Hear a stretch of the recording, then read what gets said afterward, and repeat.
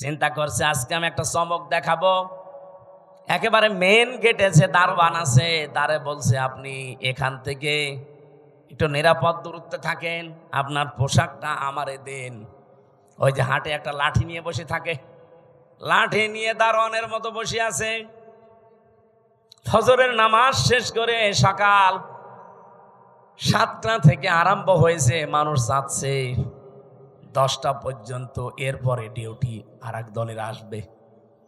তখন বাজে 11:45। একজন একেবারে সেরকম বড় দাড়ি, জব্বা জামা গায়ে, পাগড়ি মাথায়, এত বড় বড় দাড়ি নিয়ে প্রাইভেট নিয়ে ঢুকতেছে। তো দারোয়ান মনে করছে যে নতুন দারোয়ান হবে হয়তো। আজকে আর অন্য দিনের মতো গেট খোলে নাই, গেট বন্ধ করে দাঁড়িয়ে আছে। বলছে, না আমি আপনাকে ঢুকতে দেব না। এই দারোয়ানের বাচ্চা, আপনি যাই বলেন না কেন, এখন বাজে কত? আপনার তো এখানে আসার কথা 10টায়, এখন বাজে 11:45, 1 ঘন্টা 45 মিনিট লেট আপনার। আপনি যদি আমার চাকরি খেয়েও ফেলেন, আমি আপনাকে আজ ঢুকতে দেব না। এখন দারোয়ানের সাথে মারামারি করবে? শেষ পর্যন্ত বলেছে, ঠিক আছে, তোর চাকরি কে রাখে আমি দেখবো। এই ধস্তাধস্তিতে শেষ হয়ে যাওয়ার পরে দারোয়ানকে এবার ভেতরে যে বলছে, আপনার দায়িত্ব আপনি পালন করেন, যান। আমি চলে গেলাম। যে এমডির অফিসে বসেছে, ওই লোকটার খবর নিয়ে ডাক দিয়েছে যে ওকে ডাক দেন আমার অফিসে। অফিসে ঢোকার পরে যখন সালাম দিয়েছে, জবাব দিয়ে বলছে, দাঁড়ান, চেয়ারে বসার দরকার নেই, আপনি দাঁড়ান, আপনাকে আমি কয়েকটা কথা জিজ্ঞাসা করব। এখন বাজে হচ্ছে 11:45, আপনার 10টায় অফিসে আসার কথা। আপনি যে মুখে দাঁড়িয়ে রেখেছেন, এই দাঁড়িয়ে আপনার জন্য না, কারণ এই দাড়ি যিনি রাখতেন তিনি কাজে এভাবে ফাঁকি দিতেন না। আপনি বিশাল জব্বা গায়ে দিয়ে এসেছেন, পাগড়ি মাথায় দিয়ে, এই পাগড়ি জব্বা আপনার জন্য না, কারণ এগুলো যিনি পরতেন তিনি জীবনে কোনোদিন কাজে ফাঁকি দেননি। আপনি কার আদর্শগুলো শরীরের ভেতরে ধারণ করে ফাঁকি দিচ্ছেন? আপনি 10টা থেকে 4টা পর্যন্ত ডিউটি করবেন, এইটা আপনার ইবাদত। কথা বলেন না কেন? আর আপনি 11:45, 1 ঘন্টা 45 মিনিট লেট। মাসের পরে তো ঠিকই বেতন নিয়ে নেবেন। আপনার বেতন হালাল হয় কি করে? আপনার নামাজ হয় কি করে? আপনার দাড়ি রাখা আপনার জন্য না, কেটে ফেলেন দাড়ি। ওই বছরে লাভ হয়েছিল এই দেশে চিনির মিলে, ওই প্রথম শুরু হয়েছে। এই যে ডিউটিগুলো সঠিকভাবে পালন করা, কোনো জিনিসে ভেজাল না দেওয়া, চুরি চামারি বন্ধ হওয়া, বিশেষ করে দুর্নীতি আর কোনো জায়গায় নেই, সবাই টাইট হয়ে গেছে। ওরে বাবা, কি কঠিন মানুষ! 1 বার 2 বার 3 বার সিগন্যাল দেয়, 3 বারের পরে যদি সংশোধন না হয়, জনমের মতো ওরে বিদায় করে দেয়। একবারে ভয় দেখিয়েছে, সারা দেশে যত চিনির মিল সব টাইট হয়ে গেছে। কারণ ওনার উপরে যে আছে, যিনি পাঠিয়েছেন, তিনি তো সাধারণ মানুষ না, মাওলানা নিজামী সরাসরি পাঠিয়েছে ওনারে। বলেন তো, যে এই বাংলাদেশে যে ইতিহাস তৈরি করে গেল, এখন যদি আবার ওই রকম আমরা তৈরি করে দিতে পারি, আল্লাহর কসম আমি দিয়ে বলতে পারি, বাংলাদেশ ও মালয়েশিয়া সিঙ্গাপুরের মতো দাঁড়িয়ে যাবে। মালয়েশিয়া দাঁড়িয়েছে 2004 সালের পর থেকে, সিঙ্গাপুরও দাঁড়িয়েছে 2004 সালের পর থেকে, পাশাপাশি দেশ। আমি ঘুরে আসলাম কয়েকদিন আগে। এ বাংলাদেশের চাইতে কত ছোট সিঙ্গাপুর জানেন? এ রাজশাহী জেলা আমার মনে হয় এই মাথা থেকে ওই মাথা 70-80 কিলোমিটার হবে না? হবে না? কত? 80 কিলোমিটার এই জেলাটা, এ মাথা থেকে ও মাথা। অথচ সিঙ্গাপুর একটা দেশ, মাত্র 42 কিলো এই মাথা ও মাথা, চারিদিকে সাগর, মাছ বিক্রি করে খেত ওরা। কি অবস্থায় দাঁড়িয়েছে সিঙ্গাপুর আজ! 257টা দেশের ভেতরে যদি 10টা দেশ গণনা করেন, সিঙ্গাপুর একটা ধরা লাগবে। এ পর্যায়ে তারা গেছে শুধুমাত্র এই সৎ নেতৃত্বের কারণে। তারপরও তো তারা আল্লাহর আইন মানে না, শুধু যা আইন বানিয়েছে ওইটাই পঙ্খানো মানে, এই কারণে দাঁড়িয়েছে। আর আমরা শুধুমাত্র নিজেদের আইন না, এই দেশে যদি ইসলাম আসে পুরাটা চলবে আল্লাহর আইন। হ্যাঁ বলেন বলেন, 56,000 বর্গ মাইল পুরাটা চলবে কার আইন? আরো জোরে বলেন, কয়টা? 500। ওই যে পরিচিত যে বিষয়গুলো আদম নবী থেকে, ওই বিষয়গুলো আসবে পরিচিত সব, একটা একটা করে ব্যক্তি, পরিবার, সমাজ, রাষ্ট্রে কায়েম হয়ে যাবে 500। আর অন্যায় 500। সৎ কাজে আদেশ দেবে, অন্যায় কাজে নিষেধ করবে। এই প্রতিশ্রুতি ওনারা দিয়েছে। অন্য দলের ভেতরে যদি এই প্রতিশ্রুতি থাকে যে আল্লাযীনা ইম্মাক্কান্নাহুম ফিল আরদি আকামুস সালাত ওয়া আতাবুজ যাকাত ওয়া আমারু বিল মারুফ ওয়া নাহাউ আনিল মুনকার ওয়া লিল্লাহি আকিবাতুল উমুর, যেই দলের কর্মসূচিতে এই 4টা আছে আপনি তাকে এবার ভোট দেবেন, সে যেই হোক। আমি কারো দলে বিদলে নাই, এই 4টা কর্মসূচি যার কাছে পাবেন তাকে এবার ভোট দেবেন। আর আমি যেহেতু নিজে দেখতেছি এই মানুষগুলো এই গ্যারান্টির উপরে আছে, এরা কথা দিয়েছে যদি ইসলাম এদেশের সংসদে যায় প্রথমেই তারা নামাজের বিল আনবে। ওনারা জিজ্ঞাসা করেন, যদি বলেন না আমি নামাজের বিল প্রথমে আনবো না, আমি সুদের বিল আনবো, ওরা একটা ভোটও দেবেন না। 2 নম্বরে ওরা যাকাতের বিল কায়েম করবে, যে যাকাত ভিত্তিক অর্থনীতি কায়েম হবে এখন থেকে। 3 নম্বরে ভালো কাজ, যেটা পরিচিত কাজ, ওগুলো জারি হবে, এগুলো আদেশ হবে আইনের মাধ্যমে।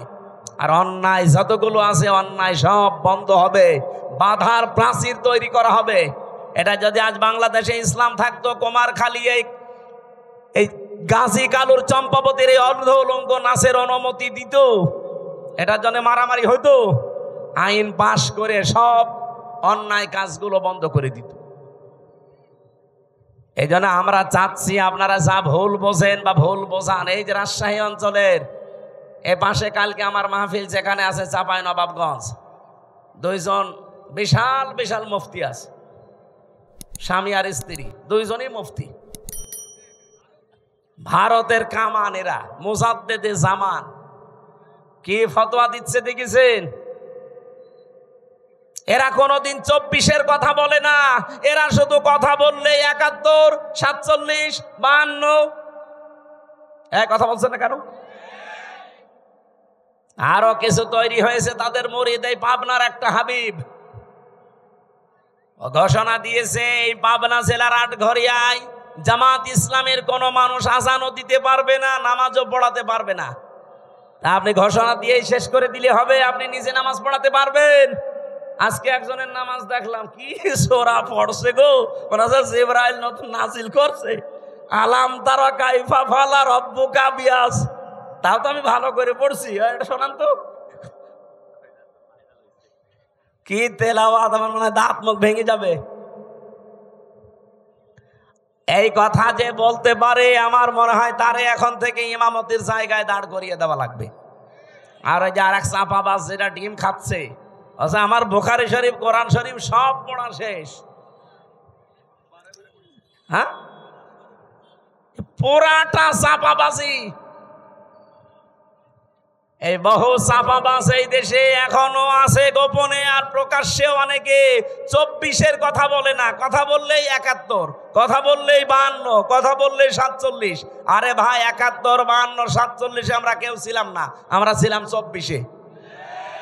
এই যে মে মাস চলছে, আজকে 22 তারিখ, আজ এই জায়গাগুলোতে যাবার জন্য ইসলামপন্থী যারা, তারা যদি চেষ্টা করে, যদি কেউ খারাপ মনে করেন যায় এদের রাজনীতি করার শখ, এদেরও চেয়ারের লোভ, এরা চেয়ারে যেতে চায় আপনার মতো 620টা বাড়ি বানানোর জন্য না, এরা যেতে চায় এই দেশের মানুষের ভাগ্য উন্নয়ন করার জন্য।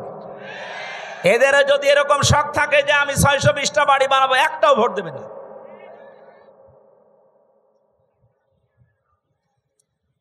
কোন কারণে আমার এই ঝামেলাপূর্ণ রাস্তায় আসার দরকার? আমার কোনো দরকার ছিল না। আমি আমার নিজেরটা বলছি, কালাম ভাই তার নিজেরটা বলুক। সারা জীবন ছাত্র ছাত্রী পড়িয়েছে, অধ্যাপক ছিল, জীবনের শেষ বয়সে এসে সেই পেনশন পাবে, 25, 30, 40, 50 লাখ টাকা পাবে, যা জীবন আর বাকি আছে আরামে খেয়ে চলে যেতে বাধ্য। কোন কারণে এই রক্ত পিচ্ছিল পথে এই মানুষের ঝামেলাপূর্ণ জায়গায় আসা লাগবে বলেন? আল্লাহ আমার যা দিয়েছে, আমার বাবার যা আছে, আমি মরণ পর্যন্ত যদি আরামে থাকতে চাই কোনো অসুবিধা নেই। কোন কারণে আমার এই রক্ত পিচ্ছিল পথে, মানুষের এই গালি গালাজ অপমান অপদস্থের পথে আসা লাগবে? আমি দেখতে পাচ্ছি এই রাস্তাগুলোই না আসলে যারা আছে এরা একটাও এই রাস্তা ঠিক রাখবে না, রাস্তাও খেয়ে ফেলবে। এ কারণে আমাদের আশা লাগছে। আর এইটাকে এখন কেউ বলছে যে না এরা রাজনীতি করছে, এটা ধর্ম ব্যবসা করছে। আমারটা যদি ধর্ম ব্যবসা হয় আপনারটা কি বলেন? আমার এটা যদি ধর্ম ব্যবসা হয় আপনারটা কি আপনি বলেন? আপনি তো 5 বছর পরে ঠিকই মমতাজের মতো হয়ে যাবেন, 5 বছর পরে ঠিকই আপনি সালমান এফ রহমানের মতো হয়ে যাবেন। কিন্তু 5 বছর পরে আমি সালমান এফ রহমান না, আমার মনে হয় যা আছে এর চাইতে আরো 3 ভাগের 2 ভাগ চলে যাবে। সত্য কথা এইটাই, আপনার কাছে খারাপ লাগলেও বাস্তবতা এটাই, কারণ প্রমাণ হয়ে গেছে। মাওলানা মতিউর রহমান নিজামী আর আলে আহসান মুজাহিদ রহমতুল্লাহ আলাইহি জীবনে তারা প্রমাণ করে দেখিয়েছে যে ইসলামের ওপরে টিকে থাকলে অবস্থা এই হয়। তারা যদি লাইনে না এসে নিজেরা শুধু মসজিদের ইমামতি করে চলে যেত, জীবন কাটিয়ে চলে যেতে পারতো। কি দেখিয়েছে আপনি দেখেছেন, তামাম দুনিয়া অবাক হয়ে আছে আজ পর্যন্ত। এই বাংলাদেশে দৃষ্টান্ত এই 54 বছরে কেউ দেখাতে পারে নাই যে মন্ত্রীর দায়িত্ব পালন করে আবার 36 টাকা ফেরত দেয়। আপনি বলেন তো কে আছে দেখান, আমি সেখানে যাব। আর আজ শাহীবাসী যেহেতু হযরত ইব্রাহিম আদম আলাইহিস সালাম তার সন্তানের কাহিনী আমাদেরকে আল্লাহ শোনাতে বলেছিলেন, আজ হাবিলের মতো কিছু মানুষ আমরা তৈরি হয়েছি। নিজেদের জীবনে পরিষ্কার পরিচ্ছন্ন করে, কর্মজীবন পরিষ্কার পরিচ্ছন্ন রেখে আজ আমরা মানুষের আস্থা ভাজন অলরেডি হয়ে গেছি। কিন্তু কাবিল যেটা, ও নিজেকে নিজে সংশোধন না করে, ওরটা কেন কবুল হয়নি ওগুলো আবিষ্কার না করে আমারটা হয়েছে, ও আমাকেই মেরে ফেলতে চায়। এরকম কাবিল দেশে নেই, এক কথা বলেন নেই। আমরা এখন হাবিলের ভূমিকায় থাকতে চাই। ওই দিন হাবিল বলেছিল ক্বালা ইন্নামা ইয়াতাকাব্বালুল্লাহু মিনাল মুত্তাকিন। এখানে যারা আরবি গ্রামার বোঝে জিজ্ঞাসা করেন, ইন্নার পরে যদি মা আসে বাংলা অর্থ দাঁড়ায় একমাত্র, কেবলমাত্র, শুধুমাত্র, হবেই হবে, এইটাই। এরকম 33টা অর্থ আছে। হাবিল ওই দিন জানাতে চেয়েছে, হে ভাই আপনি আমার বয়সে বড়, আপনার শক্তিও শরীরে বেশি, দুনিয়ায় এসেছেন আপনি আগে, খেয়েছেনও বেশি, এখন আপনার সাথে তো আমি পারবো না। কিন্তু সাফ কথা শোনেন, আপনার কোরবানি কবুল হয়নি, আমারটা হয়েছে, আপনি এখন আমাকেই মেরে ফেলতে চান। আপনাকে জনগণ ভালোবাসে না চাঁদাবাজির কারণে, আপনার চরিত্রের কারণে, আর আমার জীবনে ওইসব নেই। এই জন্যে মানুষ আমাকে বিশ্বাস করে, আমার উপরে আস্থা রাখে, আর আপনি আমাকেই মেরে ফেলতে চান। সাফ কথা শুনে রাখেন, ক্বালা ইন্নামা ইয়াতাকাব্বালুল্লাহু মিনাল মুত্তাকিন। ইয়াতাকাব্বালু মোজারে, বর্তমান, ভবিষ্যৎ, প্রেজেন্ট, ফিউচার। শুধু আজকের দিন না, কিয়ামত পর্যন্ত শুধুমাত্র আল্লাহ গ্রহণ করে, কবুল করে মুত্তাকিদের জিনিসপত্র। এই জন্য আমরা এখন থেকে মুত্তাকি হওয়ার চেষ্টা করি। মুত্তাকি কি? মুত্তাকি শব্দের বাংলা অর্থ হচ্ছে ভদ্রলোক। মুত্তাকি শব্দের বাংলা অর্থ হচ্ছে বেঁচে থাকা। মুত্তাকি শব্দের শাব্দিক অর্থ হচ্ছে আল্লাহর নিষিদ্ধ কাজগুলো ঘৃণা ভরে ছেড়ে দেওয়া। মুত্তাকি শব্দের বাংলা অর্থ হচ্ছে যোগ্য হওয়া, নিজেকে যোগ্যতাপূর্ণ তৈরি করা। আপনি মুত্তাকির যতগুলো অর্থ বললাম, কোন অর্থে আপনি নিজে আছেন বলেন? আল্লাহর নিষিদ্ধ কাজ ঘৃণা করে ছেড়ে দিতে পারেন? পারেন? পারেন না। যেগুলো আপনি মোবাইলে দেখেন ওইটা বাইরে দেখা যায় যাচ্ছে, যেটা মোবাইলে দেখেন ওইটা যায় যাচ্ছে। বাইরে যেই দৃশ্য দেখা যায় ওই দৃশ্য মোবাইলে দেখা যায়, বাইরে যেই দৃশ্য দেখা যায় নেই ওইটা মোবাইলে দেখা যায় নেই। এখানে আমার মনে হয় এমন অনেক মানুষ এমন আছে, এমন এমন দৃশ্য মোবাইলে রেখে দিয়েছে, এমন এমন ভিডিও আছে, নিজে দেখলে আনন্দ লাগে, ভালো লাগে, সুখ পায়, শান্তি পায়, কিন্তু অন্য কেউ দেখলেই লজ্জা পায়। এরকম ভিডিও আছে কার কার? হাত তোলেন তো। আলহামদুলিল্লাহ। না ভালো, আলহামদুলিল্লাহ। এলাকায় মুত্তাকি তাহলে অনেক আছে, বোঝা যাচ্ছে। এক্ষুনি আমি চেক করবো জিহাদরে দিয়ে। যাও তো, একটা একটা করে মোবাইল চেক করে দেখো, এমন এমন ভিডিও যদি থাকে যেটা নিজে দেখলে আনন্দ পায়, অন্য দেখলেই লজ্জা পায়। যারা ঠিক বললো যে একটা একটু ওঠেন তো দেখি আল্লাহর ওলি, যাওয়ার আগে ডিলিট করে দেবেন। মুত্তাকি হওয়া ছাড়া কিছুই কবুল হবে না জীবনে। আদম নবীর সন্তান হাবিল এইটা জানিয়েছিল তার ভাইকে। এজন্য আজ যারা কাবিলের ভূমিকায় আছেন, জোর করে জবরদস্তি করে উল্টাপাল্টা করে শক্তি দেখিয়ে সন্ত্রাসী কায়দায়, আবার অনেকে চেষ্টা চালাচ্ছে যে যাব। কোথায় যাবেন? যাবেন কি করে? আপনি মুত্তাকি হন নাই তো আপনাকে জনগণ গ্রহণ করবে না, আল্লাহ তো গ্রহণ করবেই না। এই জন্য জাল মাল দিয়ে চেষ্টা করে যাচ্ছি যে আমরা মুত্তাকি হব। আমাদের পূর্বপুরুষরাও মুত্তাকি ছিল। এই কথা বলেন না কেন? তারা অন্যায় অবৈধ কাজ যেমন ঘৃণা ভরে ছেড়ে দিয়েছে, তারা নিজেকে যোগ্যতা সম্পন্ন তৈরি করেছে। অনেকে বলে হুজুররা কিছু চালাতে পারবে না। চালাতে পারে নাই। কৃষি মন্ত্রণালয়, শিল্প মন্ত্রণালয় নিখুঁত ভাবে চালিয়েছে, আর এমন নিখুঁত ভাবে চালিয়ে দেখিয়েছে বাংলাদেশে ইতিহাস হয়ে আছে শিল্প মন্ত্রণালয়টা। আজ পর্যন্ত কেউ রেকর্ড ভাঙতে পারে নাই। মাওলানা মতিয়ার রহমান নিজামী রহমতুল্লাহ আলাইহি যখন শিল্পমন্ত্রী ছিলেন, আমি নিজে ওই সময় দর্শনা মাদ্রাসায় পড়ি চুয়াডাঙ্গায়। ওই যে কেরুস মিল নাম শোনেননি? চিনির মিল, কেরুর মদ, ওই জায়গায় উনি গিয়েছিলেন। ওই সময় একজনকে পাঠিয়েছিলেন এমডি করে। এই যে সৎ মানুষ চেয়ারে থাকলে যে কি হয়, আর 54 বছরের সেখানে 1 টাকা লাভ হয়নি, অথচ ওই 5 বছরে 5 বার প্রত্যেকবার লাভ হয়েছে। সুবহানাল্লাহ বলতে পারেন নাই? এরকম মানুষগুলো শুধু শিল্প মন্ত্রণালয় না, যত মন্ত্রী আছে সব যদি এইরকম মানুষ হতো না, এ দেশটা ওই মালয়েশিয়ার মতো 2004 সাল থেকে দাঁড়িয়ে যেত। তো দাঁড়াবে কি করে? দাঁড়াবে কি করে যাদেরকে দায়িত্ব দেওয়া হয়? এত বড় চোর পৃথিবীতে নেই। 36,000 কোটি টাকা একটা দরবেশ চুরি করেছে। ওর দিকে তাকালে আমার কোটে আমার সাথে দেখা হয়তো মাঝে মাঝে।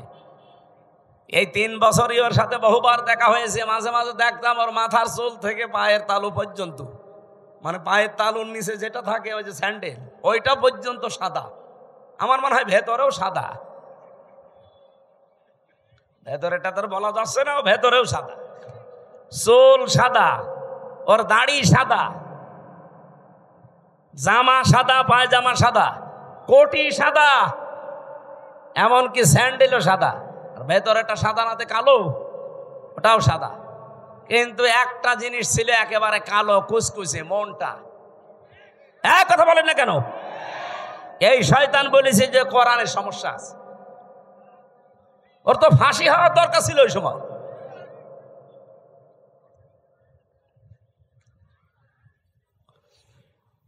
আমি তো বাস্তব কথা শোনাতে চাচ্ছি। এই এমডি কে উনি পাঠিয়েছিলেন রাত 3:30টার সময়, যে উনি জয়েন্ট করেছে। চিন্তা করছে আজকে আমি একটা চমক দেখাবো। একেবারে মেন গেটে যে দারোয়ান আছে, তারে বলছে আপনি এখান থেকে একটু নিরাপদ দূরত্বে থাকেন, আপনার পোশাকটা আমারে দেন। ওই যে হাটে একটা লাঠি নিয়ে বসে থাকে, লাঠি নিয়ে দারোয়ানের মতো বসে আছে। ফজরের নামাজ শেষ করে সকাল 7টা থেকে আরম্ভ হয়েছে, মানুষ যাচ্ছে 10টা পর্যন্ত। এরপরে ডিউটি আর এক দলের আসবে। তখন বাজে 11:45। একজন একেবারে সেরকম বড় দাড়ি, জব্বা জামা গায়ে, পাগড়ি মাথায়, এত বড় বড় দাড়ি নিয়ে প্রাইভেট নিয়ে ঢুকতেছে। তো দারোয়ান মনে করছে যে নতুন দারোয়ান হবে হয়তো। আজকে আর অন্য দিনের মতো গেট খোলে নাই, গেট বন্ধ করে দাঁড়িয়ে আছে। বলছে না, আমি আপনাকে ঢুকতে দেব না। এই দারোয়ানের বাচ্চা, আপনি যাই বলেন না কেন, এখন বাজে কত? আপনার তো এখানে আসার কথা 10টায়, এখন বাজে 11:45, 1 ঘন্টা 45 মিনিট লেট আপনার। আপনি যদি আমার চাকরি খেয়েও ফেলেন, আমি আপনাকে আজ ঢুকতে দেব না। এখন দারোয়ানের সাথে মারামারি করবে? শেষ পর্যন্ত বলেছে ঠিক আছে, তোর চাকরি কে রাখে আমি দেখব। এই ধস্তাধস্তিতে শেষ হয়ে যাওয়ার পরে দারোয়ানকে এবার ভেতরে যেয়ে বলছে, আপনার দায়িত্ব আপনি পালন করেন, যান। আমি চলে গেলাম। যে এমডির অফিসে বসেছে, ওই লোকটার খবর নিয়ে ডাক দিয়েছে যে ওকে ডাক দেন আমার অফিসে। অফিসে ঢোকার পরে যখন সালাম দিয়েছে, জবাব দিয়ে বলছে দাঁড়ান, চেয়ারে বসার দরকার নেই, আপনি দাঁড়ান, আপনাকে আমি কয়েকটা কথা জিজ্ঞাসা করব। এখন বাজে হচ্ছে 11:45, আপনার 10টায় অফিসে আসার কথা। আপনি যে মুখে দাড়ি রেখেছেন, এই দাড়ি আপনার জন্য না, কারণ এই দাড়ি যিনি রাখতেন তিনি কাজে এভাবে ফাঁকি দিতেন না। আপনি বিশাল জব্বা গায়ে দিয়ে এসেছেন, পাগড়ি মাথায় দিয়ে, এই পাগড়ি জব্বা আপনার জন্য না, কারণ এগুলো যিনি পরতেন তিনি জীবনে কোনোদিন কাজে ফাঁকি দেননি। আপনি কার আদর্শগুলো শরীরের ভেতরে ধারণ করে ফাঁকি দিচ্ছেন? আপনি 10টা থেকে 4টা পর্যন্ত ডিউটি করবেন, এইটা আপনার ইবাদত। কথা বলেন না কেন? আর আপনি 11:45, 1 ঘন্টা 45 মিনিট লেট। মাসের পরে তো ঠিকই বেতন নিয়ে নেবেন। আপনার বেতন হালাল হয় কি করে? আপনার নামাজ হয় কি করে? আপনার দাড়ি রাখা আপনার জন্য না, কেটে ফেলেন দাড়ি। ওই বছরেই লাভ হয়েছিল এই দেশে চিনির মিলে, ওই প্রথম শুরু হয়েছে। এই যে ডিউটিগুলো সঠিকভাবে পালন করা, কোনো জিনিসে ভেজাল না দেওয়া, চুরি চামারি বন্ধ হওয়া, বিশেষ করে দুর্নীতি আর কোনো জায়গায় নেই, সবাই টাইট হয়ে গেছে। ওরে বাবা কি কঠিন মানুষ! 1 বার 2 বার 3 বার সিগন্যাল দেয়, 3 বারের পরে যদি সংশোধন না হয় জনমের মতো ওরে বিদায় করে দেয়। একবারে ভয় দেখিয়েছে, সারা দেশে যত চিনির মিল সব টাইট হয়ে গেছে। কারণ ওনার উপরে যে আছে, যিনি পাঠিয়েছেন তিনি তো সাধারণ মানুষ না, মাওলানা নিজামী সরাসরি পাঠিয়েছে ওনারে। বলেন তো যে এই বাংলাদেশে যে ইতিহাস তৈরি করে গেল, এখন যদি আবার ওই রকম আমরা তৈরি করে দিতে পারি, আল্লাহর কসম আমি দিয়ে বলতে পারি বাংলাদেশ ও মালয়েশিয়া সিঙ্গাপুরের মতো দাঁড়িয়ে যাবে। মালয়েশিয়া দাঁড়িয়েছে 2004 সালের পর থেকে, সিঙ্গাপুরও দাঁড়িয়েছে 2004 সালের পর থেকে, পাশাপাশি দেশ। আমি ঘুরে আসলাম কয়েকদিন আগে। এ বাংলাদেশের চাইতে কত ছোট সিঙ্গাপুর জানেন? এ রাজশাহী জেলা আমার মনে হয় এই মাথা থেকে ওই মাথা 70-80 কিলোমিটার হবে না? হবে না? কত? 80 কিলোমিটার এই জেলাটা, এ মাথা থেকে ও মাথা। অথচ সিঙ্গাপুর একটা দেশ, মাত্র 42 কিলো এই মাথা ও মাথা, চারিদিকে সাগর, মাছ বিক্রি করে খেত ওরা। কি অবস্থায় দাঁড়িয়েছে সিঙ্গাপুর আজ! 257টা দেশের ভেতরে যদি 10টা দেশ গণনা করেন, সিঙ্গাপুর একটা ধরা লাগবে। এ পর্যায়ে তারা গেছে শুধুমাত্র এই সৎ নেতৃত্বের কারণে। তারপরও তো তারা আল্লাহর আইন মানে না, শুধু যা আইন বানিয়েছে ওইটাই পঙ্খানো মানে, এই কারণে দাঁড়িয়েছে। আর আমরা শুধুমাত্র নিজেদের আইন না, এই দেশে যদি ইসলাম আসে পুরাটা চলবে আল্লাহর আইন। হ্যাঁ বলেন বলেন, 56,000 বর্গ মাইল পুরাটা চলবে কার আইন? আরো জোরে বলেন, কয়টা? 500। ওই যে পরিচিত যে বিষয়গুলো আদম নবী থেকে, ওই বিষয়গুলো আসবে পরিচিত, সব একটা একটা করে ব্যক্তি, পরিবার, সমাজ, রাষ্ট্রে কায়েম হয়ে যাবে। 500 আর অন্যায় 500। সৎ কাজে আদেশ দেবে, অন্যায় কাজে নিষেধ করবে, এই প্রতিশ্রুতি ওনারা দিয়েছে। অন্য দলের ভেতরে যদি এই প্রতিশ্রুতি থাকে যে আল্লাযীনা ইম্মাক্কান্নাহুম ফিল আরদি আকামুস সালাত ওয়া আতাবুজ যাকাত ওয়া আমারু বিল মারুফ ওয়া নাহাউ আনিল মুনকার ওয়ালিল্লাহি আকিবাতুল উমুর, যেই দলের কর্মসূচিতে এই 4টা আছে আপনি তাকে এবার ভোট দেবেন, সে যেই হোক। আমি কারো দলে বিদলে নাই, এই 4টা কর্মসূচি যার কাছে পাবেন তাকে এবার ভোট দেবেন। আর আমি যেহেতু নিজে দেখতেছি এই মানুষগুলো এই গ্যারান্টির উপরে আছে, এরা কথা দিয়েছে যদি ইসলাম এদেশে সংসদে যায় প্রথমেই তারা নামাজের বিল আনবে। ওনারা জিজ্ঞাসা করেন, যদি বলেন না আমি নামাজের বিল প্রথমে আনবো না, আমি সুদের বিল আনবো, ওরা একটা ভোটও দেবেন না। 2 নম্বরে ওরা যাকাতের বিল কায়েম করবে, যে যাকাত ভিত্তিক অর্থনীতি কায়েম হবে এখন থেকে। 3 নম্বরে ভালো কাজ, যেটা পরিচিত কাজ, ওগুলো জারি হবে, এগুলো আদেশ হবে আইনের মাধ্যমে। আর অন্যায় যতগুলো আছে অন্যায় সব বন্ধ হবে, বাধার প্রাচীর তৈরি করা হবে। এটা যদি আজ বাংলাদেশে ইসলাম থাকতো, কুমারখালী এই গাজী কালুর চম্পাবতীর এই অর্ধ উলঙ্গ নাচের অনুমতি দিত, এটার জন্য মারামারি হইতো, আইন পাশ করে সব অন্যায় কাজগুলো বন্ধ করে দিত। এই জন্য আমরা চাচ্ছি আপনারা যা ভুল বোঝেন বা ভুল বোঝান, এই যে রাজশাহী অঞ্চলের এ পাশে কালকে আমার মাহফিল যেখানে আছে চাঁপাইনবাবগঞ্জ, 2 জন বিশাল বিশাল মুফতি আছে, স্বামী আর স্ত্রী 2 জনই মুফতি,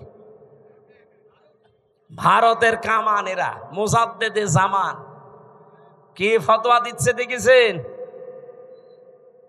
এরা কোনোদিন 24-এর কথা বলে না, এরা শুধু কথা বললে 71, 47, 52 কথা বলছে না কেন? আরো কিছু তৈরি হয়েছে তাদের মুরিদ, এই পাবনার একটা হাবিব ঘোষণা দিয়েছে এই পাবনা জেলার আটঘরিয়ায় জামাত ইসলামের কোন মানুষ আজানও দিতে পারবে না, নামাজও পড়াতে পারবে না। তা আপনি ঘোষণা দিয়েই শেষ করে দিলে হবে? আপনি নিজে নামাজ পড়াতে পারবেন? আজকে একজনের নামাজ দেখলাম, কি সোরা পড়ছে গো, জিবরাইল নতুন নাজিল করছে, আলাম তারা কাইফা ফালা রব্বুকা বিয়াস। তাও তো আমি ভালো করে পড়ছি, এটা শোনান তো। কি তেলাওয়াত, আমার মনে হয় দাঁত মুখ ভেঙে যাবে। এই কথা যে বলতে পারে, আমার মনে হয় তারে এখন থেকে ইমামতির জায়গায় দাঁড় করিয়ে দেওয়া লাগবে। আর ওই যে আর এক চাপাবাজ যেটা ডিম খাচ্ছে, আচ্ছা আমার বুখারী শরীফ, কোরআন শরীফ সব পড়া শেষ, হ্যাঁ পুরাটা চাপাবাজি। এই বহু চাপাবাজ এই দেশে এখনো আছে গোপনে, আর প্রকাশ্যেও অনেকে 24-এর কথা বলে না, কথা বললেই 71, কথা বললেই 52, কথা বললেই 47। আরে ভাই 71, 52, 47 আমরা কেউ ছিলাম না, আমরা ছিলাম 24-এ। এই যে মে মাস চলছে, আজকে 22 তারিখ, এই সামনে মাসের 10 তারিখে জুন মাসের এই দেশে জুলাই ঘোষণাপত্র অলরেডি প্রকাশ করা হবে। যখন এই ঘোষণাপত্র আসবে তখন অটোমেটিক ভাবে বাংলাদেশের সংবিধান বাতিল হয়ে যাবে। আর এই সংবিধান অনুযায়ী এখন যে চুপ্পু মিয়া আছে রাষ্ট্রপতিও অটোমেটিক বাতিল হয়ে যাবে। কথা বলেন না কেন? কারণ এই দেশ চলবে এখন 24-এর চেতনায়। কথা বলেন ঠিক কিনা? কোনো বৈষম্য থাকবে না দেশে, আর বৈষম্য যতদিন আছে ততদিন নির্বাচনও হবে না। তাহলে নির্বাচন দিলে 2732 জন মানুষ মরে গেল, ওদের কি জীবনের দাম নেই? তো ওদের জীবনের দাম দেন, তারপরে আপনি 72, 71, 73-এর কথা নিয়ে আসেন। আমরাও 71-কে সম্মান করি, 52-কে সম্মান করি, 47-কে সম্মান করি, কিন্তু না, সবচাইতে বড় সম্মানের জায়গা এখন আমি যেহেতু দেখেছি নিজে 24 কথা বলেন না কেন? এই দেশ চলবে এখন 24-এর চেতনায়। কোন চাপাবাজের চাপাবাজি এ দেশে আর চলবে? যদি এরকম চাপাবাজি করে মমতাজের মতো সেও ডিম খাবে। তাও কি ভালো ডিম? পচা ডিম। যে ডিম খেয়েছে মহিলা আজকে মানিকগঞ্জে, ও জীবনে মনে হয় আর কোর্টে হাজিরা দিতে আসবে না।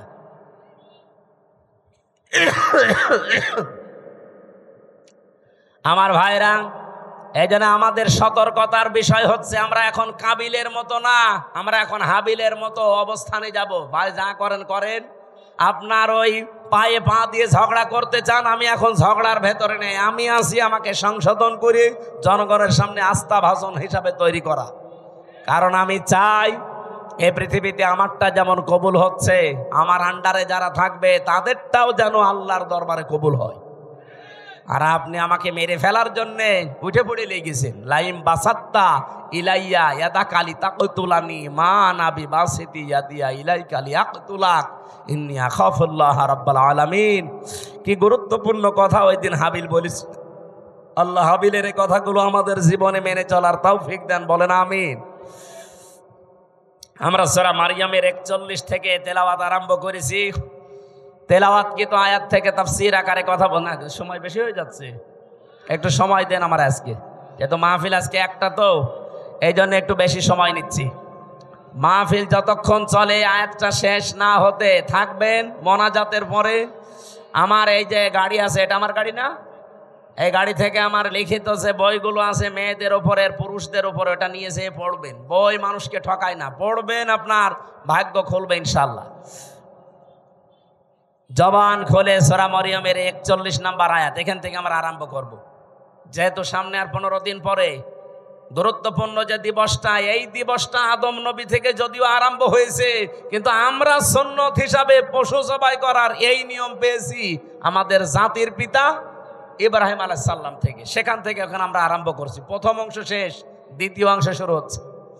ওয়াযকুর ফিল কিতাবি ইব্রাহিম, আল্লাহ পাক বলেন আলোচনা করো, বর্ণনা করো। কিতাবের ভেতরে আমি ইব্রাহিম আলাইহিস সালামের যে কাহিনী বর্ণনা করেছিলাম, এইটা আপনি আপনার উম্মতদের কাছে বর্ণনা করেন। ইন্নাহু কানা সিদ্দিকান নাবিয়্যা, নিশ্চয় সে ছিল একদিকে সত্যবাদী আর একদিকে নবী। এটা বাংলা অর্থ ছিল আয়াতের। এবার আমরা তাফসিরে যাচ্ছি। সূরার নাম সূরা মারইয়াম। কি নাম বলেন বলেন? অনেকে বলে সূরা মরিয়ম, না, মরিয়ম বলে কোনো শব্দ কোরআনে নেই। কোরআনে আছে সূরা মারইয়াম। মারইয়াম বলেন বলেন। কিয়ামতের ময়দানে এই নামটা এত দামি নাম। আল্লাহ রাব্বুল আলামিন এটাকে ইজতিবা জানিয়েছেন, যেটা আমি মনোনীত করেছি, নির্বাচিত করেছি, পছন্দ করেছি। নামটা হযরতে মরিয়মের নাম দুনিয়াতে যারা রাখে মারিয়াম, কিয়ামতের ময়দানে আল্লাহ যখন মানুষকে মাফ করতে আর কিচ্ছু পাবে না, যার নামের সাথে মারিয়াম, ফাতিমা এরকম নাম যাদের মিল আছে, কিয়ামতের দিন আল্লাহ নামের ওসিলায় তাদের শেষ পর্যায়ে মাফ করে দেবেন। এই জন্য আশা করছি আমাদের সন্তানাদি যারা এখন আসতেছে, আসবে, নামটা আপনি অর্থবোধক এবং সিস্টেমে রাখবেন। কিয়ামতের দিন যেন আল্লাহ অন্তত নামের ওসিলায় হলেও তাকে মাফ করে দেয়। অনেকগুলো আয়াত আমার আল্লাহ সূরা মারইয়ামের ভেতরে দিয়েছেন। 98টা আয়াত আমরা কোরআনে কারিমে পেয়েছি। এই সূরার ভেতরে মাত্র একটা আয়াত পড়েছি, আয়াতের নাম্বার 41। আল্লাহ নিজে যখন আমার শব্দ দিয়ে আরম্ভ করলেন অস্কর, শব্দটা ছিল ওয়া উজকুর, আসল শব্দ হচ্ছে যাকার, যেটাকে আমরা বাংলায় এই দেশের মানুষ জিকির বলে জানি। জিকির মানে স্মরণ করা। জিকির মানে কি? আমি এই রাজশাহীতে এর আগে আমি জিকির শব্দের উপরে আলোচনা করেছিলাম। জিকিরের 19টা অর্থ আছে পুরা কোরআনে। সামারাইজ করে আমি 5টা পর্যন্ত বলেছিলাম রাজশাহী স্টেশনের পাশে। জিকির মানে স্মরণ করা, জিকির মানে কোরআন, জিকির মানে উপদেশ, জিকির মানে আল্লাহর আইন, জিকির মানে নামাজ, বাস সালাত। এই 5টা অর্থেরই আবার ব্যাখ্যা আছে। যেহেতু আজকে আমার জিকির নিয়ে আলোচনা না, শব্দটা এসেছে আয়াতের প্রথমে, এই জন্য জিকির বলতে আমি যেটা আছে কোরআনে ওটা টাচ দিলাম। আর জিকিরকে কোনো মানুষ যখন ইবাদত হিসাবে নিতে চায়, মাস্ট বি তাকে 4টা শব্দকে বেছে নেওয়া লাগবে জিকির হিসাবে। সুবহানাল্লাহ, আলহামদুলিল্লাহ, লা ইলাহা ইল্লাল্লাহ, আল্লাহু আকবার। রাজশাহীবাসী এটা রেকর্ড হচ্ছে, তো এই জন্য বললাম। আজ বাংলাদেশে যে ভেজাল চলছে জিকিরের নামে, বহু জায়গায় 4টা শব্দের বাইরে জিকির নেই। বলেন বলেন। এই যে তাহিরি সাহেব যে জিকির গুলো আরম্ভ করেছে, এগুলো এই 4টা শব্দের ভেতরে পাবেন। ও জিকির করে ইয়ালি বাবা, শালি বাবা, কেল্লা বাবা, ফতে বাবা, ন্যাংটা বাবা। তো বলেন এই 4টা শব্দের ভেতরে ফতে বাবা আছে, কেল্লা বাবা আছে। হ্যাঁ, কথা বলেন না কেন? সুতরাং এগুলো জিকির না, এগুলো ওদের ফিকির। এ বাংলার মানুষেরা সতর্ক হন, জিকির করবেন 4টা শব্দ দিয়ে, কারণ এটা ইবাদত। কোন মানুষ আল্লাহর জিকিরকে খণ্ডন করতে পারবে না। যারা আজকে আল্লাহর 4টা শব্দকে আলাদা আলাদা করে ডাকে তাদের জিকির হয় না। কেউ যদি বলেন আল্লাহু আকবার, আকবার আকবার হবে না, কি বলা লাগবে? আল্লাহু আকবার বলা লাগবে। চলো এটা জিকির হবে, প্রতিটি অক্ষরে 10টা করে নেকি হবে, কারণ আল্লাহর কালেমা খণ্ডন করা জায়েজ নেই। অতাম্মাত কালিমাতু রাব্বিকা সিদকাও ওয়া আদলা লা মুবাদদিলা লিকালিমাতিহি ওয়া হুয়াস সামিউল আলিম। বলেন আল্লাহু আকবার। এখানে 3টা বিষয় লেখা আছে আয়াতের ভেতরে। আল্লাহ বলেন আমার কোরআন পরিপূর্ণ সত্য কথা দিয়ে, 2 নম্বরে আমার কোরআন ইনসাফ দিয়ে পরিপূর্ণ, 3 নম্বরে আমার কোরআন নেই পরিবর্ধন নেই। আযারুল্লাযীনা ইউলহিদুনা ফি আসমাই, এটা পাবেন সূরা আরাফ 9 নম্বর পারা 13 নম্বর পৃষ্ঠার 5 নম্বর লাইনের 180 নম্বর আয়াতের মাঝের অংশে আছে। যত তাফসিরে দেখবেন এইটাই লেখা পাবেন। আল্লাহ বলেন আমার নামকে তোমরা এলহাদ করবা না। এলহাদ মানে বলেন এলহাদ মানে পাল্টিয়ে ফেলা, এলহাদ মানে পরিবর্ধন করা, উলট পালট করে ডাকা। বাংলার মানুষেরা আল্লাহ যেহেতু এলহাদ করলে নিষেধ করেছেন, সুতরাং আজকে থেকে আমরা আর শুধু আকবার আকবার না, আল্লাহু আকবার জিকির করব। শুধু সুবহান না, সুবহান আল্লাহ জিকির করব। শুধু আলহামদ না, আলহামদুলিল্লাহ বলবো। শুধু লাইলা না, লা ইলাহা ইল্লাল্লাহ বলবো। এর বাইরে যদি কেউ জিকিরের কোনো শব্দ আবিষ্কার করেন, দলিল দেওয়া লাগবে। এই কথা বলছেন না কেন? বলেন। হ্যাঁ, আপনি সব সময় মুখে জারি রাখতে পারেন একটা শব্দ, সেটা হচ্ছে আস্তাগফিরুল্লাহ। সব সময় মুখে জারি রাখবেন। শুধু টয়লেটে আর স্বামী স্ত্রীর ব্যবহারের সময়, এই 2টা সময় বাদ দিয়ে সব সময় মুখে জারি রাখতে পারেন কি? আস্তাগফিরুল্লাহ। বলেন আস্তাগফিরুল্লাহ। মনে যখনই আপনার আনমনা হয়ে যাবে, এই শব্দটা মুখে জারি রেখে দেবেন। বিশ্বনবী বলেন এটা যার জীবনে যত বেশি থাকবে, আমার আল্লাহ জান্নাতে তার নিয়ামত তত বেশি বৃদ্ধি করে দেবে। জান্নাতের খাজানা বলা হয় একটা শব্দকে, নাম হচ্ছে লা হাওলা ওয়ালা কুওয়াতা ইল্লা বিল্লাহ। এটাও পড়বেন, লা হাওলা ওয়ালা কুওয়াতা ইল্লা বিল্লাহ। যেটা আজকে আমার জিকিরের আলোচনা না, আমি টাচ দিলাম শুধু প্রথম শব্দের। অযকুর ফিল কিতাবি, আল্লাহ পাক বলেন আলোচনা করো, বর্ণনা করো হে নবী, কিতাবের মধ্যে। কিসের মধ্যে? কিতাব কাকে বলা হয়? এই পৃথিবীতে যত কিছু আপনি দেখতে পান, লাইব্রেরিতে যান, প্রত্যেকটা হচ্ছে কিতাবের ব্যাখ্যা। আল্লাহর ভাষায় এই দুনিয়াতে এখন একটাই কিতাব আছে, অথেন্টিক কিতাব, তার নাম কোরআন। তার নাম কি? এই জন্য আপনি এখানে দেখেন কিতাবের আগে আলিফ লাম দেওয়া আছে। অযকুর ফিল কিতাবি, নির্দিষ্ট করে আল্লাহ জানিয়েছেন কিতাব একটাই। তাছাড়া দুনিয়াতে যত কিছু আছে ওগুলো কিতাবের ব্যাখ্যা। এই জন্য আপনাকে কেউ যদি বলে আমি ইসলাম জানতে চাই, কোন কিতাব পড়লে আমি ইসলাম জানতে পারবো, আপনাকে কোরআন দেওয়া লাগবে। আপনি যদি বলেন না এই যে রবীন্দ্রনাথ ঠাকুরের কবিতা দিলাম, পাবে ইসলাম? পৃথিবীতে যত তাফসীর লেখা আছে, যত হাদিসের গ্রন্থ লেখা আছে, যত কিছু আছে, সব হচ্ছে আল্লাহর এই কিতাবের ব্যাখ্যা। আপনি সূরা তাফসীরে ইতকানের ভেতরে দেখবেন এই কিতাবের নাম আমার আল্লাহ নিজে নামকরণ করেছেন 55টা। কোরআনের নাম কয়টা? বলেন। কোরআনের প্রথম নাম হচ্ছে আল কোরআন, 2 নাম্বার নাম হচ্ছে আল ফুরকান, 3 নাম্বার নাম হচ্ছে আল কিতাব, 4 নাম্বার নাম হচ্ছে আজ জিকির, 5 নাম্বার নাম হচ্ছে আত তানজিল। বলেন আল্লাহু আকবার। এই জন্য কিতাবে একটাই, এই কিতাবের কাছে কেউ যদি না আসে কোনোদিন সে হেদায়েতের রাস্তা পাবে না। আহ্বান জানাচ্ছি যারা সেখানে আছেন, ফাইনা তাযাহাবুন ইন হুয়া ইল্লা যিকরুল লিল আলামিন, কোথায় যান? ফিরে আসেন। এ কোরআন কারীম এই পৃথিবীর মানবতার জন্য মহান আল্লাহর পক্ষ থেকে একটা উপদেশ। বলেন সুবহানাল্লাহ। আমি কিতাবের আরো ব্যাখ্যা করতে পারতাম, ওদিকে আর যেতে চাই না। আল্লাহ বলেন, আলোচনা করেন, বর্ণনা করেন এই কিতাবের ভেতরে। এই কিতাব মানে কোরআন শরীফের ভেতরে আল্লাহ যে বর্ণনা দিলেন, যার নাম এখানে প্রায় 27 জন নবীর নাম আমরা পেয়েছি, 25 জন আর 2 জন ইনডাইরেক্ট, সব মিলে 27 জন।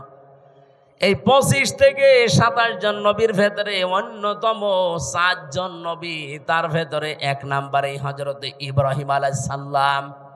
ইহুদিরা আজ যাকে ডাকে আব্রাহাম বলে, না, ওনার নাম ইব্রাহিম বা ইব্রাহাম, এতটুকু বলা যায়, আব্রাহাম বলা যাবে না, তাহলে অর্থ পাল্টিয়ে যাবে। ওরা গণতন্ত্রের জনক যাকে বলে, এই যে আব্রাহাম, ইব্রাহিম নবীর নামটা ইহুদিরা পাল্টিয়ে ডাকে আব্রাহাম বলে। এখানে 7টা কিরাত আমি পেয়েছি।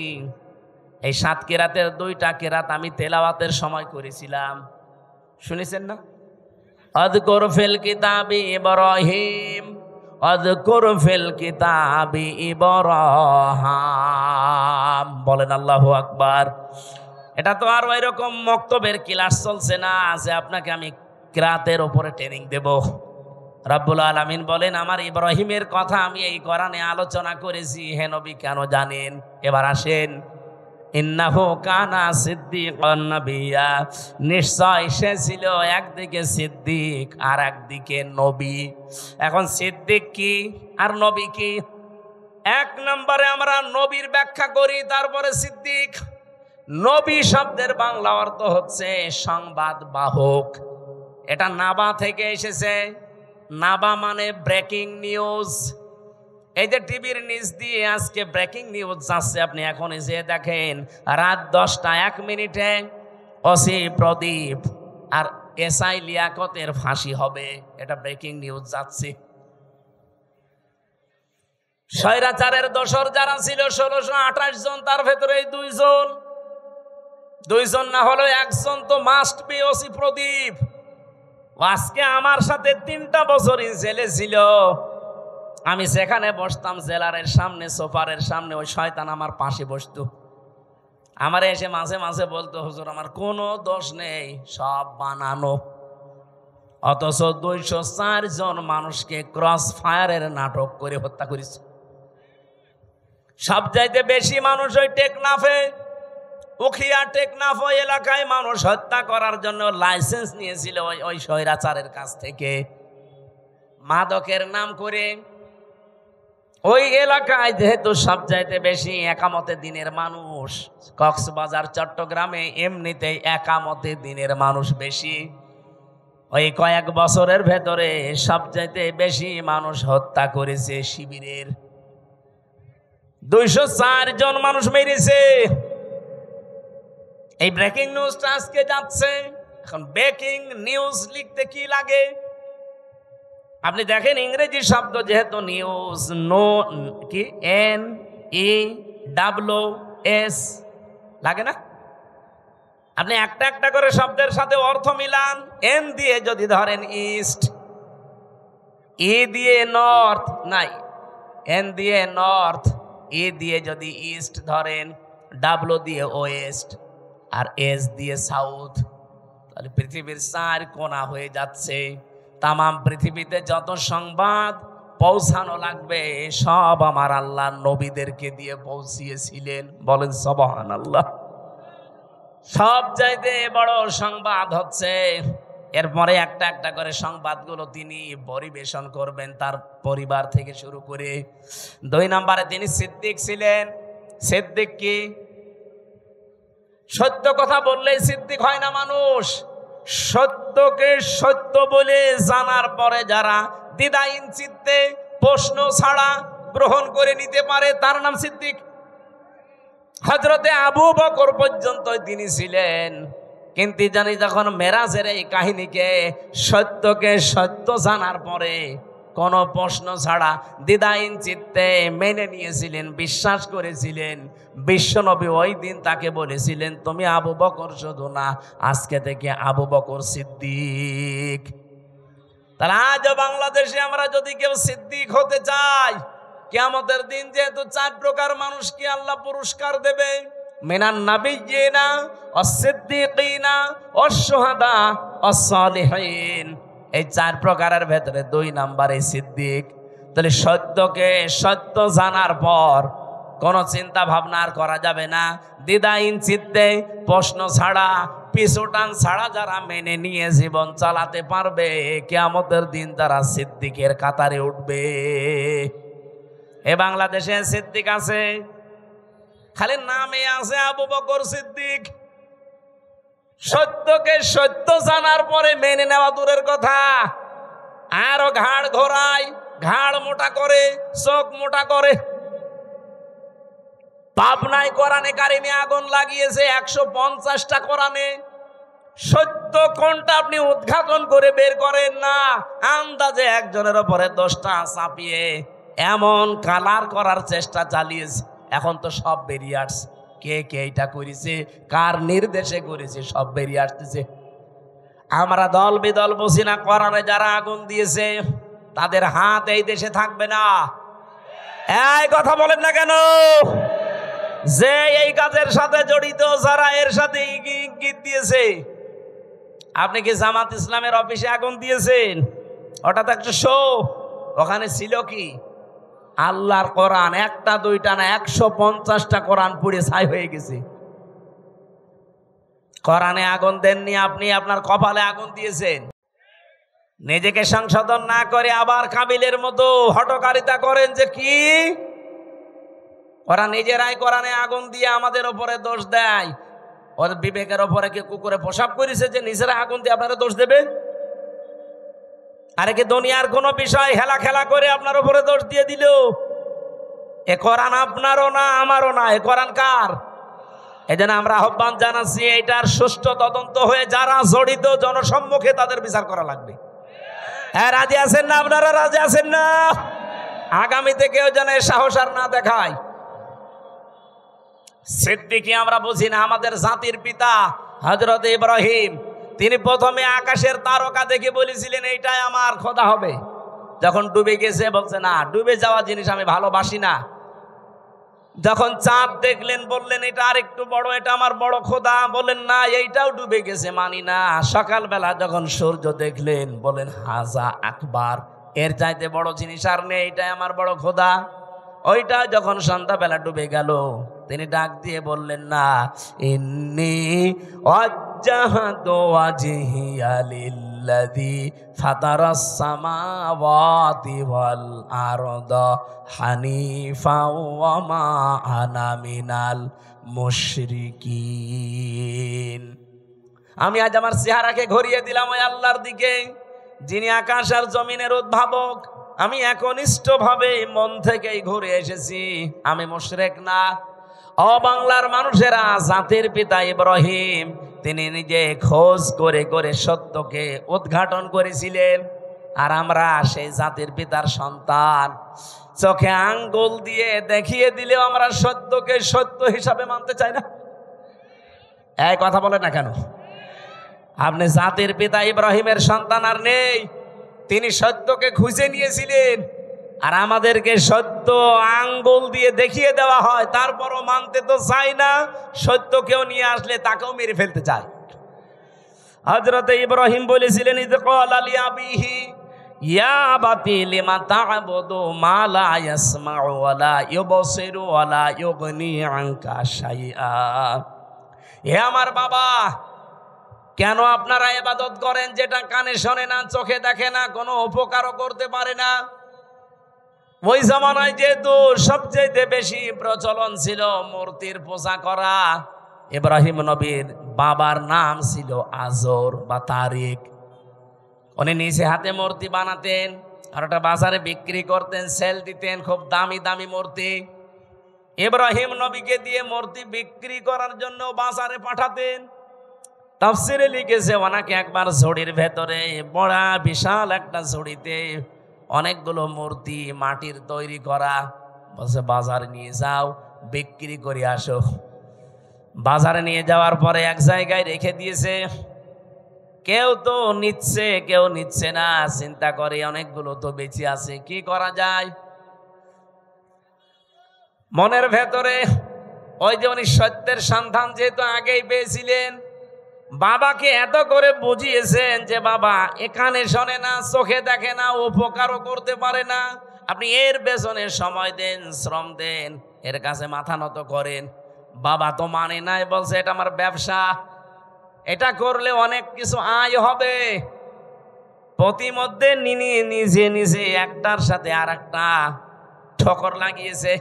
মাটির জিনিস, শুকনা জিনিস একটার সাথে আর একটা মারে ভেঙে যায়। বাড়িতে ঝুড়ি ভর্তি করে নিয়ে এসে বলছে বাবা এই দেখেন রাস্তায় মারামারি করে এদের অবস্থা। আমার মনে হয় বিশ্বে আজ যারা মুশরিক আছেন, যারা মূর্তি পূজা করেন, বিবেকের উপরে যদি কুকুরে পেশাব করে না দেয়, বিবেক যদি কারো কাছে বন্ধক না রাখেন, নিজের হাতে তৈরি করা জিনিসের সামনে জীবনও আপনি মাথা নত করবেন না। অনেকে দলিল দিয়েছিলেন, প্রথমে যুক্তি দিলেন বাবা মা লা ইয়াসমাউ ওয়ালা ইউবসিরু ওয়ালা ইউগনি আনকা শাইআ, যে কানে শোনে না, চোখে দেখে না, আপনাকে আমি এত করে বোঝালাম, আর এখন আপনি বলছেন যে ভেঙ্গে ভেঙ্গে তারা নিজেরা মারামারি করে মরে গেছে। আমি আপনাকে বোঝালাম যে ওরা নিজেরা মারামারি করে, আপনি বিশ্বাস করেন না। আপনি বলছেন না ওরা তো কথা বলতে পারে না। কথা যেহেতু বলতে পারে না, কানে শুনতে পারে না, বিপদে পড়লে আমারে বাঁচাতেও পারে না, তাহলে এর সামনে আপনি মাথা নত করেন কেন? বাবা তখন লাজবাব হয়ে গেছে। হযরত ইব্রাহিম দেখলেন আমার বাবা যখন অন্তত এখন আর জবাব দিতে পারে না, তখন তিনি বলেছিলেন ইয়া আবাতি ইন্নী ক্বাদ জাআনি মিনাল ইলমি মা লাম ইয়াতিকা ফাত্তাবি'নি আহদিকা সিরাতান সাবিয়্যা। হে আমার বাবা, আমার কাছে একটা জ্ঞান এসেছে, ওই যে তিনি তিনটা জ্ঞানের মাঝখানে পেলেন, তারকা, সূর্য আর চন্দ্র, দেখে দেখে একটার পর একটা যখন ডুবে যায় তার ভেতর থেকে ওই যে জ্ঞানটা, এই জ্ঞান উনি পেয়েছিলেন কোন জায়গা থেকে? ওই যে একেবারে প্রথম ক্লাস, ওই ক্লাসে আদম নবী, পৃষ্ঠদেশে ইব্রাহিম নবী ছিলেন না? বলেন বলেন। ওই দিন থেকে তিনি জেনেছিলেন। এটা হয়তো অনেকের চাপা পড়ে থাকে, এই জন্য প্রকাশ করতে চায় না। নবীদের যেহেতু আল্লাহ কন্ট্রোল করছেন, ওই জ্ঞানটা ওনার কাছে আমার আল্লাহ উদ্ভাসিত করে দিয়েছেন, জাগরণ করে দিয়েছেন। ডাক দিয়ে বললেন বাবা আমার কাছে যে জ্ঞান এলেম এসেছে, আপনার কাছে ওইটা নেই, আর আপনার কাছে থাকলে ওইটা চাপা পড়ে আছে। আপনাকে আমি আহ্বান জানাচ্ছি, আপনি আমার অনুসরণ করেন, তাহলে আপনাকে আমি সহজ সরল পথ দেখাতে পারবো। ইয়া বাতিলা তা'বুদিশ শাইতানা ইন্নাশ শাইতানা কানা লির-রহমানি আসিয়্যা। তিনি ডাক দিয়ে বলেছিলেন হে বাবা, ইয়া আবাতি ইন্নী আখাফু আইয়ামাসসাকা আযাবুম মিনার রহমানি ফাতাকুনা লিশ-শাইতানি ওয়ালিয়্যা। ক্বালা আরাগিবুন আনতা আন আলিহাতি ইয়া ইব্রাহিম লা ইল্লাম তানতাহি লা আরজুমান্নাকা ওয়াহজুরনি মালিয়া। বলেন সুবহানাল্লাহ। হযরত ইব্রাহিম এত সুন্দর করে তার বাবাকে বুঝিয়েছিলেন। আজও তামাম বিশ্বের মুশরিকদেরকে, নবীর উম্মত যারা আমরা এইভাবে করে বোঝাতে চাচ্ছি, তো মানুষ বোঝা তো দূরের কথা, ওই জামানায় ইব্রাহিম নবীর বাবা যা বলেছিল, আজ আমার মনে হচ্ছে বাঙালি জাতি আমাদেরকে তাই বলছে। ওই জামানায় ইব্রাহিম নবীর বাবা বলেছিল ওয়াহজুরনি মালিয়া, তোকে তো আমি নিজে জেলখানায় পাঠিয়ে দেব, অথবা মেরে ফেলবো, অথবা দেশ থেকে তোরে এমন দূরে দাঁড়িয়ে দেব যেন তোর সাথে দেখা না হয়। এ কথাগুলো আজ বিভিন্ন ভাষায় আমাদের ওপরে চাপিয়ে দিচ্ছে, বিভিন্ন কায়দায় আজরের বংশধর দ্বারা তারা। আমার কথার অর্থ আমি আশা করছি আপনি বুঝেছেন। এত লাইন দিয়ে বোঝানো হয় মানুষদেরকে, এত জলিল দিয়ে, যুক্তি দিয়ে, প্রমাণ দিয়ে। মানুষের মনে হয় যদি মাথার ভেতরে একটু হালকা মগজ থাকে, এর দ্বারা কোনোদিন পৃথিবীর কারো আইন মানা সম্ভব না। মূর্তির পূজা করা আর মানুষের পূজা করা, মানুষের আইন মানা একই জিনিস। আজ দুর্গা পূজা করে যারা জিনিস একই। ওরা দুর্গা বানিয়েছে, এরা দরগা বানিয়েছে। হিন্দুরা আজ দুর্গা পূজা চালাচ্ছে আর মুসলমানেরা দরগা পূজা চালাচ্ছে, জিনিস একই। কথা বলেন। সুতরাং আপনাদেরকে আমরা মুক্ত করতে চাই। আমাদের জাতির পিতা ইব্রাহিম আলাইহিস সালামকে বহু ভয় ওই সময় দেখিয়েছে। জাতির পিতা ইব্রাহিম নবী এবার দেখলেন না, এরা আমাকে আর বাঁচতে দেবে না, আগুনে পর্যন্ত শেষ পর্যন্ত ফেলে দিয়েছে।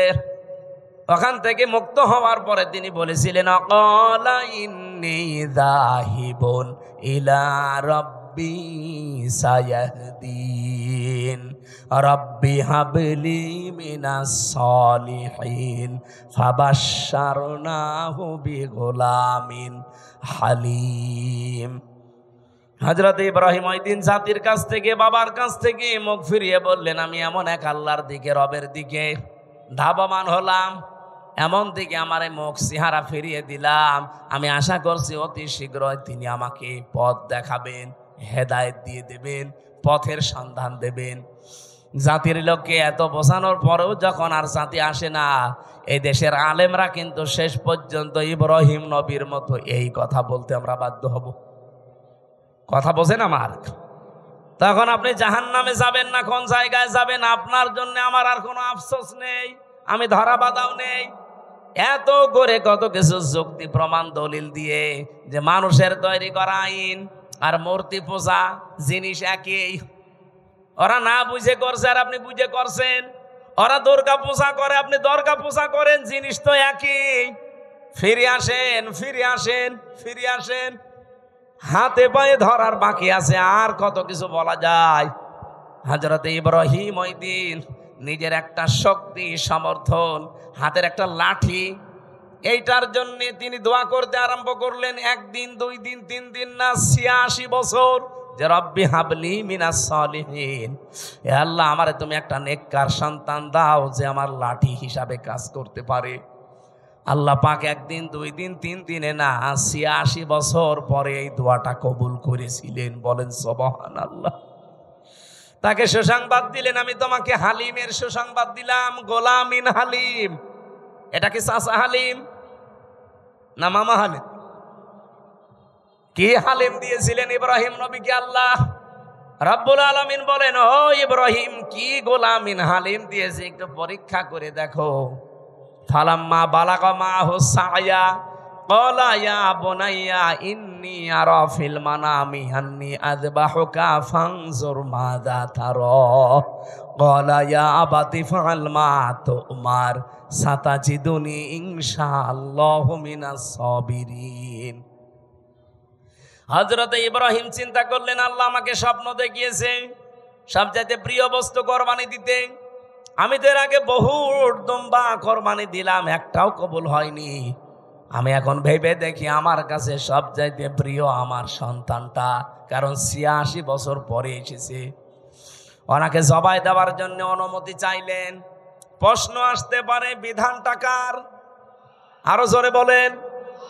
পালন করবে কে? একজন নবী।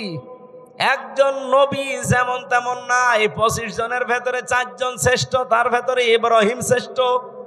তিনি আল্লাহর বিধান পালন করবেন, এই জায়গায় এতটুকু 13 বছরের সন্তানের কাছে অনুমতি নেওয়ার দরকার কি? এই জন্য অনুমতি নিয়েছিলেন। তিনি যে 86 বছর দোয়া করলেন, আমি রব্বি হাবলি মিনাস সালিহিন চাই। আল্লাহ যে জবাবে বলেছিলেন গোলামিন হালিম, তোমাকে আমি সহনশীল, ধৈর্যশীল সন্তানের সুসংবাদ দিলাম। কেমন হালিম দিয়েছে আজকে আমি দেখব। তিনি যখন বললেন, আমি কি তোমাকে জবাই করতে দেখেছি, তোমার রায় বলো। উনি মনে করেছিলেন সন্তান মনে হয় দৌড় দেবে, কিন্তু না, এসে বলছে, বাবা যা আদিষ্ট হয়েছেন আপনি পালন করেন, আপনি আমাকে ধৈর্যশীলদের মধ্যে পাবেন। ইব্রাহিম নবী এবার 100 ভাগ বিশ্বাস করে ফেলেছেন, আল্লাহ তুমি কি আমাকে গোলামিন হালিম যা দিয়েছো এটা তো 100 ভাগ কার্যকর। এ সন্তানের কথাবার্তার ধরন কি? তিনি ভাবাস কি সাতাজিদুনি ইনশাআল্লাহ মিনাস সাবির বলতে পারতেন যে আমি ধৈর্যশীল, বলেন নাই, বলেছিলেন সাবিরিন। আমার মতো বহু ধৈর্যশীল দুনিয়ায় আছে, তাদের ভেতরে আমিও একজন। তার মানে আমি অহংকার করি না আল্লাহর বিধান পালন করতে পেরে, বলেন সুবহানাল্লাহ। রব্বুল আলামিন এবার জবাব দিলেন, ফালাম্মা আসলামা ওয়া তাল্লাহু লিল জাবিন। যখন দুইজনে এগ্রি হয়ে গেছে, আসলামা দ্বিবচন, দুইজনেই যখন রাজি আল্লাহর বিধান পালন করার জন্য, ইব্রাহিমও রাজি, ইসমাইলও রাজি, ওয়া তাল্লাহু লিল জাবিন, জবাই করার জন্য কায়ত করে ফেলেছেন। আমার আল্লাহ বলেন, অনাদাইনাহু আইয়া ইব্রাহিম। এবার আমি ডাক দিলাম, ইব্রাহিম না, আমি চাই না যে সন্তান জবাই হয়ে যাক, এই জন্যই তো স্বপ্ন দেখিয়েছি। সন্তান জবাই হয়ে যাক এটা যদি চাইতাম তো স্বপ্ন দেখাতাম না, একবারেই বলতাম ছেলে জবাই করে ফেলো। স্বপ্নের মাধ্যমে যে দেখালাম যে এই এই এই প্রক্রিয়া করো, তার মানে সন্তান জবাই হয়ে যাক, এটা আমার উদ্দেশ্য না। আমার উদ্দেশ্য তোমার আমার হুকুম মানো কিনা। কোরবানি এসেছে 1 বছর পরে পরে, হযরত ইব্রাহিম থেকে সুন্নাত এইটা পালন করার জন্য যে আল্লাহর বিধান সামনে যখন যেটা আসবে প্রশ্ন ছাড়া আমরা মানতে পারি কিনা। আমার কথা বোঝা গেছে কিনা? সামনে আল্লাহর বিধান যখন যেটা আসবে, যত কিছু হারাতে হয় হারাবেন। ইব্রাহিম নবীর মতো হাতে ছুরি নেওয়া লাগবে, ইসমাইল নবীর মতো গলা দিয়ে দেওয়া লাগবে। এই জন্য আল্লাহ আসলামা দ্বিবচন দিয়েছেন। এদেশে এখন যারা দায়িত্বে আছেন, এই 15 দিন পরে যে কোরবানি, এই কোরবানিতে আপনারা ইব্রাহিম নবীর ভূমিকা পালন করবেন। আর আমরা 18 কোটি জনগণ যদি গলাও দেওয়া লাগে ইসমাইল নবীর ভূমিকায় আসতে চাই। আগামী জুন মাসের 6 বা 7 তারিখে আল্লাহর এই বিধানটাকে সামনে যদি সত্যি পালন করা যায় এই বিধানের মতো, আমার মনে হচ্ছে ইসলামে দেশে কায়েম হয়ে যাবে ইনশাআল্লাহ। আমি কি বোঝাতে চেয়েছি আপনারা ঠিক বুঝে ফেলেছেন। আল্লাহ আমাদেরকে আয়াতগুলো এইভাবে অনুসরণ আমাদের জাতির পিতা যেভাবে করেছিলেন করার তৌফিক দিন, আমিন। মা বোনদের জন্য বইটা নিয়েছেন, এ পর্যন্ত শেষ করে দিলাম, আল্লাহুম্মা আমিন। লা হাওলা ওয়ালা কুওয়াতা ইল্লা বিল্লাহিল আলিয়্যিল আযীম। রব্বুল আলামিন 1.5 ঘন্টা 1 ঘন্টা 45 মিনিট পর্যন্ত আমি কথা বললাম। যারা বসে আছে, ইব্রাহিম নবীর জীবন থেকে যেটা পাওয়ার হালকা আমরা পেয়েছি, জীবনে মেনে চলার তৌফিক দাও। আজকের মাহফিলের সওয়াবগুলো নবীজির রওজায় পৌঁছিয়ে দাও। যে যুবকগুলো এই মাহফিলের জন্য কাজ করছে, আল্লাহ এই যুবকদেরকে তুমি ওমরের মতো বানিয়ে দাও। মা বোনরা যারা এসেছে খাদিজার মতো বানাও। এদের পেটে যে সন্তান আদিগুলো আসে, আল্লাহ তুমি এদেরকে হযরতে আলীর মতো, ওসমানের মতো কবুল করে নাও। অনেক পরিবারে অশান্তি আছে, আল্লাহ স্বামী স্ত্রীর ভেতরে শান্তি দিয়ে দাও। এলাকায় মাটির নিচে যারা কবরে আছে, কবরগুলো জান্নাতুল ফেরদাউস তৈরি করে দাও। রব্বুল আলামিন চেষ্টা চালিয়েছে কোরআনে কারিম থেকে সঠিক কথাগুলো তুলে ধরতে, শিক্ষা নেওয়ার জন্যে। কম বেশি আমরা যারা বুঝেছি, আগামীর জীবনে আমল করার তৌফিক দাও। আমাদের ঈমান আমল ইব্রাহিম ইসমাইলের মতো বানিয়ে দাও। 15 দিন পরে মহান দিবস